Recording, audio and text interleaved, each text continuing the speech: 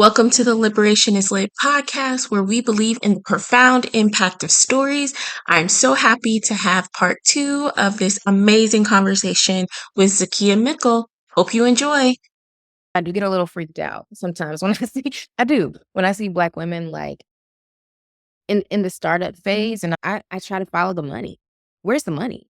Because we have so many people in here, like I said, Taylor, they'll write every article, they'll have you on every podcast, they will give you every award because they know that's vouching for you. That's like credibility. They know that your stuff is good and that what you're doing is necessary and that you are good at it and legitimate, and you know what you're talking about. They're still not giving you any money. And to me, I just want to give Black women permission to walk away as soon as it's not enough for them, even if what you're doing is necessary for the community. And that may sound like individualism or whatever. I get that, but I think that it there has to be a both and when it comes to Black women, because we are like if we're okay, if we have what we need, then everybody will have what they need. Because inherently we are here to like we love taking care and being in service. And so I'm like, we have to they will let us. They'll let us give until we don't have forever. I don't know if you've seen the Miss Foundation does a report called the Pocket Change Report. Yeah, it's a great read. It's heartbreaking but very validating. They talk about how Black women are able to create like this, this impact that's like so many times more than their white women, Black men, or definitely white male counterparts and colleagues with what those identities consider pocket change. So we have always done more with less. It's documented. Like there's research and that freed me. I mean, I saw that in 2020 and I was like, "Oh, you'll let me do it forever." And you'll keep letting me think that your accolades are me getting close to the thing, and I'm never going to get it if I don't say, "I'm not doing it if you don't give it to me." I can't do it if you don't give it to me. And I have to show up in community in other ways, which does look like, you know, people still call me for advice about their young people if they're having trouble with them. The garden is still here. I'm trying to get it treated for mosquitoes because South Carolina before I can bring babies back in there. You know what I'm saying? I've tried to find the ways that I'm like, I can be a part of this and it doesn't feel like I'm overextending myself until, we can find the funding to hire a development director, somebody who's gonna focus on the money because unfortunately the money has to come first because if it doesn't, we won't have what we need to do what we're trying to do. And I can do it from sheer willpower, but at what cost? And for how long? It's not sustainable. So the money had to come first. And that's not me. That's y'all not giving it to me even once I've showed you that I'm deserving. And so I got to a place where I was like, I felt like I was walking away from kids that needed me or, kids were getting hurt. Shooting gun violence in our city is really up right now. It has been since 2020 across the nation, but it's really bad here. And I was like, I feel like I'm not doing what I can. But that's systems not doing what they could because there is money out there. And if they want to fund community organizations who are most proximate to the issues, they could. But instead they keep giving more money to the cops who are on microphones. Leon Lott says this is not a police issue. This is a community issue. And to that, every time I say, so give the community the money so we can handle the problem. But you won't. They won't. And so I can't hold the responsibility of it. And I can't because I'm also a mom. And so if I create disparity for myself, I create disparity for my children, partner. It's cyclical. And I understand how systems work, because I worked in it. I saw it. I saw how it churned. And I was like, oh, this works exactly how it's supposed to. We need people on the inside who can disrupt it discreetly. I'm not her. Because I was in court yelling. That wasn't productive. I don't know everything, but it's text. I know that it wore me down. So storytelling is a huge part of the work that, we did at Seed. And it's something that I encourage my young people to do in brave spaces. I don't often share the stories of the young people that I've worked with, and people don't really like that. But I think that our society is used to a certain level of like trauma porn too. And they want me to justify why, like how bad is it, because then we'll give you some money. I'm telling you the impact that I'm making. I'm telling you, the numbers and the contact. I shouldn't have to tell you what these people have endured. I can tell you how it's going to affect them in a general way, but I just so rarely tell the stories of the kids that I've worked with. It's just nobody else. Which goes with your mission of protecting their civil rights, their autonomy as humans. Yeah. And I feel that way a lot. And that's why I'm trying to reimagine what storytelling and activism is. Because so often it's, oh, these are the hardships I've experienced, to talk about me specifically as a Black woman, as a queer Black woman. And, oh, this is why things need to change. And it's just like, okay, we've got enough of that. Let's talk about stories about what we want to see in the future, or stories of connection, or stories of, let's talk about stories of how like we made do with pocket change. Let's talk about those kinds of stories, not necessarily glamorizing trauma porn. And that's another conversation that I was like talking about on Threads. People were talking about how Black stories don't sell, Black books don't sell, but it's not just Black stories, it's a certain type of Black stories, like Toni Morrison says, writing for the white gaze, and that's something I noticed for the Read with Jenna books, or like the Reese Witherspoon book club. Those books either explicitly talk about racism, microaggressions, things like that. There's not enough room for, or they feel like it's not enough room for Black happily ever after, Black love, Black Mhm. romance, like Black joy. It's all about like, oh, like, look at me having to deal with Yeah. racism and call out my colleague. Yeah. And we do that, girl. Look, we do so much other stuff. Like, Right, so right.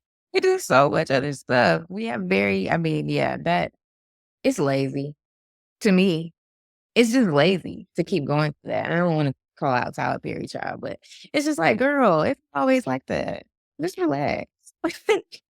Yeah, I have my beef with Tyler Perry too. I'm tired. Yeah. I'm tired. But speaking of just like sustaining ourselves so we can sustain like the movements that we're building, what keeps you grounded in this work? Mm.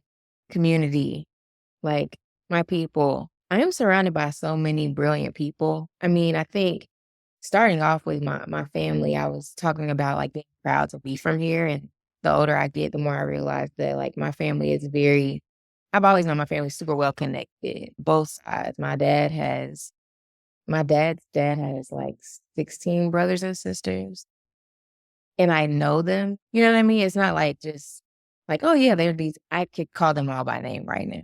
And, my grandmother was an educator, my mom is an educator. The street where my great grandfather on my mom's side, where the church was, is named after him. Like where I am in my office right now, Hills Grocery, which is like listed on Historic Columbia, which is my grandparents' grocery store, one of the first Black grocery stores in the city. And so I have a very rich like family history here. And I'm super connected to my family. It's foundational for me. And so that definitely always keeps me like grounded. So I really know who I am and where I'm from and like what I came from. And that has always sort of pushed me forward in a way because it gave me audacity. Like I know that no matter what, I'm gonna know somebody in this room. They're gonna know me if I don't know them.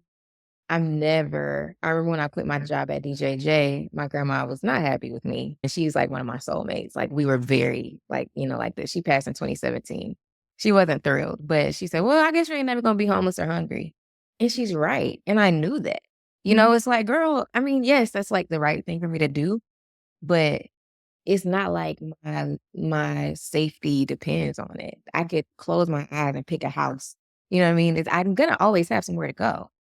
And that's a privilege that I know a lot of people don't have. And so it really did give me audacity in how it gives me till this day, like audacity in how I'm through the world because I've always known that I'm well supported and that I'm well respected just from my name. People respected me before I even got into these spaces just because of my name. And that is really, really valuable, right? And so my mom was student body president, my dad was quarterback. So even that, think about like the reach, right? Like and Keenan don't play. I didn't go to Keenan, but I'm a Keenan baby. Until this day, like I can go somewhere and people be like, I don't know these people. They look at me and they're like, "You Tawana and Pop daughter?" And I'm like, "Yes, I am." And like, "Who are you?" You know, like there's always someone waiting to help me or support me. And it's because I come from good people who have helped and supported people. And so people are looking to give that back.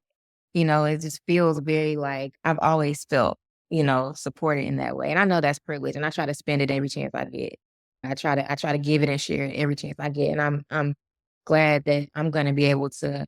I've already offered that to my children. I keep trying to tell them all the time. I'm like, y'all good. Like y'all here and y'all are good. Everybody knows who y'all are. Even if you don't know them, you're safe because people know you and they know who we are. And they also know like you probably don't want to mess with them, these ones.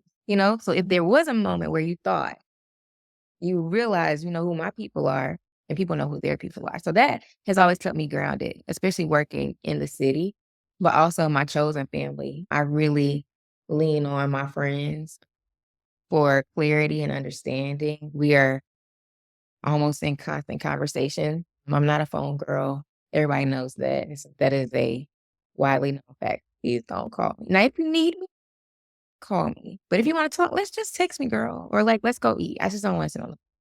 But I'm in near constant communication with my friend. And so if I feel, confused or not like myself, they notice it pretty quickly. And we are great at sharing resources and support and tools and making space for each other and offering critiques when necessary. And we welcome all of that. So that keeps me grounded as well. But I have a great partner who is also, we lean into radical love and saying the things for real, not concealing feelings or holding grudges or any of that. And so those things, but I also practice, herbalism. And so I try to make my way to the river as often as possible. That's where I feel most connected. The ocean is really the best, but we're not on the coast, girl. So I go to the river. And I take my herbs with me and my oils and my water, and I do my best to stay connected in that way. But also ancestral guidance is a huge source of support for me. So I lean on my ancestors. I have an altar, and I try to make sure that I'm consulting with them and letting them lead and guide me. And more recently, I'm trying to figure out how my friend Shiana, she hates when I say trying. She's like, "Girl, you're doing it." So I'm trying to reframe that because it is helpful. You're I'm reframing it, you're not trying. see what I'm saying? I'm reframing that. Yeah, reframing that language.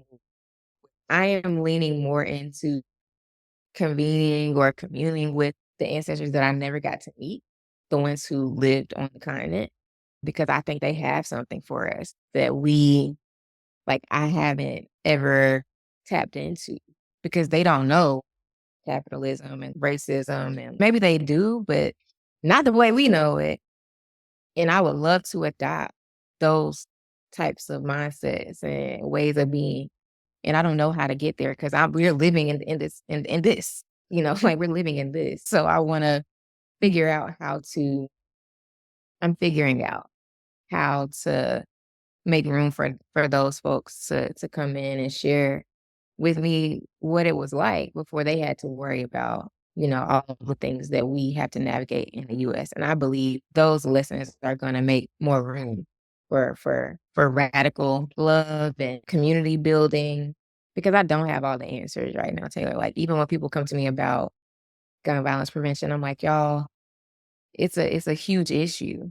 And I do have some ideas, but I don't have guarantees. And I think there are some things outside of these systems that we have to be ready to, stand in and maybe even outside of seeds that we get to do in community with each other, ways that we would have done before, policing and all of that. Like I'm like, I feel like I can't see the answer because I keep thinking I have to use all these things that are here that are so big. And so that's something that I've been wrestling with, but those are all the ways I stay grounded and rest, girl. If I'm tired, I take a nap. I go to sleep.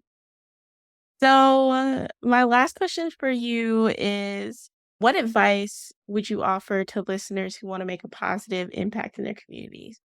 My advice, okay, this might feel negative, but the truth is, my advice is that your first step is not to start a nonprofit. It's just not. That's not the first step. And so many people think that, especially Black people, and it's just not the first step. And I know that was like a negative thing to put first, but just FYI, guys, so many other ways to be impactful in your community. My advice is to first see who's already working on the issue that you want to make an impact around. Find out who's already doing the work. See if they need board members. See if they need volunteers. See if they need money. See if they need some money. And you might not have the money, but you might have friends who have money. You can become, an ambassador or a champion for their cause. You can use your platform to, amplify their message. And if you are someone who has a particular skill set, like people that work in graphic design, people that do operations work, people that do, you know, lawn care work, like at Seeds, there are so many times where people are like, I want to help, I want to volunteer. And it's like, well, there are things that need to be done that might not land you in front of a teenager. Are you still willing to do it? Are you still willing to be a part of the mission? Because sometimes I want to make an impact. Sometimes it's like I have a story to tell, and that's fine. There's this place for you to tell your story, or you have an experience that feels connected to somebody else. It's like, well, I want to give back to kids, especially kids, to kids that went through what I did. And I'm gonna tell them what I went through. And it's like, that's not always helpful. It's just not. So I think step one, be a little introspective. Do you want to make an impact, or do you need to go talk to somebody about, what happened to you? Because I really believe that when you are approaching this work, the lens has to be about what is what you're bringing to the space? Like, what is the outcome like on the other end of that? And if you can't draw that connection, then whatever you're trying to bring is maybe not impactful. So just being introspective and intentional about how you're engaging the people that you want to help. And that also means you don't assume that you have a solution for their issue without consulting them. Make sure that you're working in tandem with the people that you want to support, or and make sure that the people that you're working with are also like, I believe people who are most proximate to the issue actually have the solutions. They just don't always have the resources, right? And a lot of the issues that we want to make an impact around are symptoms of rooted things that if any of us could just pull it out real quick, we would, right? Like, to me, gun violence is a symptom of poverty. It's not, I'm talking about gun violence in Black communities. I'm talking about Black kids shooting other Black kids. I'm not talking about school shootings. That's something else. But when I'm talking about gun violence, I'm talking about Black kids in our neighborhoods having access to weapons and killing each other. That's what I'm talking about. We know that, DV has another element, and I think all of those have different, they're going to require different approaches to the work, to the intervention and prevention. But I say all that to say, when you're looking to make an impact, make sure that, one, you aren't coming into a space to tell people what they need. Ask people what they need. Whenever I start working with a child, I don't care what they're in here for. I don't care what that court order says. I don't care what those charges are. One of the first things I ask them is like, what does support look like? How can I support you? And you can't tell people what they need. So I think curiosity, I think healthy curiosity is an important first step to wanting to make an impact, which includes finding out who's already doing the work, what do they need. So you still have to go to the organization and ask them if you want to peer out for that organization, say, what do y'all need? And then once you get in with the people, continue to ask the question, what do you need? What do you need? Healthy curiosity. Don't think you have all the answers. There's some ego in that. And I find that a lot working in these spaces where people want to help. And I think it's great. I think we should want to help. And I think some of us do have, all of our shiny degrees, and we've been to these workshops, and, we've got big words, and I've really gotten away from using a lot of this academic language in my work because I think it creates a barrier to connection with the people that I want to work with, that I want to help. And if I'm speaking in a way that they don't even understand, how could I possibly be helping them? Even if I'm not talking to them. If I'm talking about them, I think I should talk about them in a way they can understand. And so my brain gets really spun up about impact, Taylor, because I think so much of this industry has been commercialized in a way. And there's been a lot of, messaging about there being a right way to do it.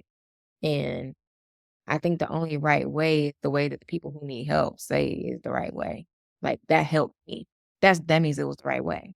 And we don't have to legitimize our approach to the work as Black people, because this philanthropy culture, which is very like white led in a lot of ways, it shouldn't be, because we've been doing philanthropy. They just commercialized it. I think it's like making sure that we're not constantly working to legitimize ourselves in somebody else's eyes. So yeah, I think all of those are elements that conversations we need to be having with ourselves about how to make a positive impact in our community. And then one last thing is really make sure that you're not looking too far outside of your actual community. You know, there are usually people right there in your life that need support and help. And I make it a point to see my neighbors, my neighbors and my parents and the elders in my family and my friends. And it's like, if those people don't have what they need, what do I look like?